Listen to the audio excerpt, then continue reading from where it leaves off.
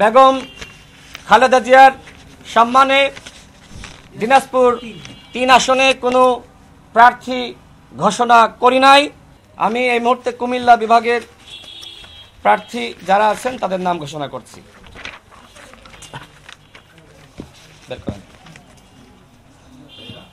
আব্দুল্লাহ হাসান, কুমিল্লা ৯।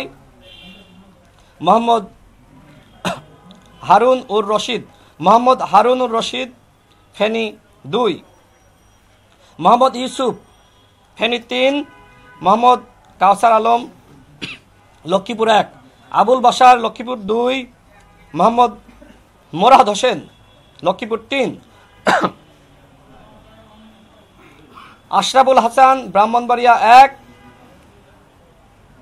নজরুল ইসলাম, ব্রাহ্মণবাড়িয়া ৫। আলামিন, ব্রাহ্মণবাড়িয়া ৬। এনায়েত হাসিব, চাঁদপুর ১। মোহাম্মদ জাকির হোসেন, চাঁদপুর ৩। নুরুল আমিন, নোয়াখালী ৩। ফখরুদ্দিন, মোহাম্মদ ফখরুদ্দিন, ব্রাহ্মণবাড়িয়া ৪।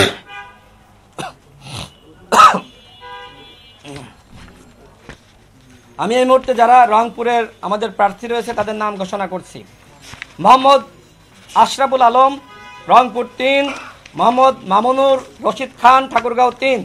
মোহাম্মদ নাইম ইসলাম, লালমনিরহাট ২। জাকিউল হাসান সিদ্দিক, লালমনিরহাট ৩। মোহাম্মদ নাইম ইসলাম, লালমনিরহাট ২। আবদুল্লাহ মিয়া বাবলু, কুড়িগ্রাম ২। অ্যাডভোকেট সাজ্জাদ হোসেন পলাশ, কুড়িগ্রাম ৪। মোহাম্মদ মাসুদ রানা মুন্নাফ, গাইবান্ধা ১। মোহাম্মদ সামিউল ইসলাম, গাইবান্ধা ৫।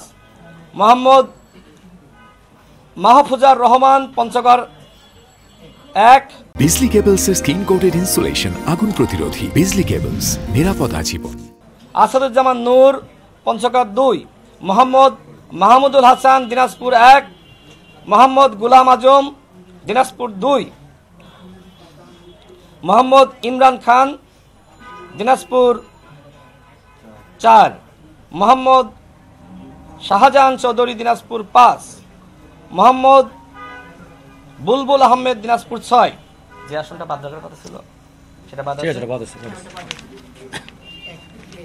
আমরা সাবেক প্রধানমন্ত্রী বেগম খালেদা জিয়ার সম্মানে দিনাজপুর ৩ আসনে কোনো প্রার্থী ঘোষণা করি নাই এবং একই সাথে সাবেক প্রধানমন্ত্রী বেগম খালেদা জিয়া তার যে সংগ্রাম, তার যে আপসীন ভূমিকা, তার প্রতি শ্রদ্ধা জানিয়ে এবং গণ অধিকার পরিষদ আগেই কিন্তু ঘোষণা করেছে সাবেক প্রধানমন্ত্রী বেগম খালেদা জিয়া তিনি যে আসনগুলো থেকে প্রার্থী হয়েছেন সেই আসনগুলোতে গণ অধিকার পরিষদ কোনো প্রার্থী ঘোষণা করবে না।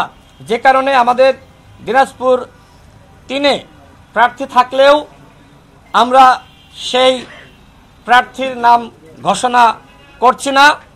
সাবেক প্রধানমন্ত্রী বেগম খালেদা জিয়া তার আপসীন ভূমিকা পুরো বাংলাদেশের মানুষ দেখেছে, পুরো বিশ্ববাসী জানে তিনি যেভাবে আন্দোলন সংগ্রামে ভূমিকা রেখেছেন। আমরা তার আসনগুলোতে কোনো প্রার্থী ঘোষণা করছি না।